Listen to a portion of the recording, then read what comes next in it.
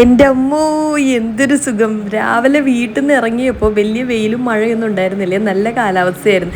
നേരെ അങ്കമാലിക്ക് ചെന്നു. അവിടെ ചെന്ന് കഴിഞ്ഞപ്പോൾ പൊരിഞ്ഞ മഴയായിരുന്നു. പിന്നെ ഭാഗ്യം കൊണ്ട് എനിക്ക് വലിയ മഴയൊന്നും കിട്ടിയില്ല. ഈ മഴയൊക്കെ കഴിഞ്ഞിട്ടാണ് ഞാൻ അവിടെ നിന്ന് ഇറങ്ങിയത്.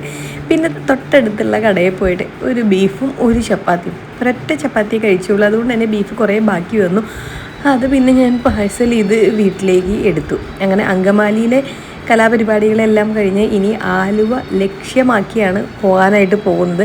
ആലുവ മാഞ്ഞാലിയൊക്കെ പോയിട്ട് തിരിച്ചു വരാമെന്നാണ് ഞാൻ വിചാരിച്ചത്. പക്ഷേ ഒരു ഹോസ്പിറ്റൽ കഴിഞ്ഞപ്പോഴത്തേനും നല്ല ക്ഷീണമായി. ആലുവയ്ക്ക് പോകുന്ന വഴിയിൽ ഒരു ജ്യൂസ് കട കണ്ടു.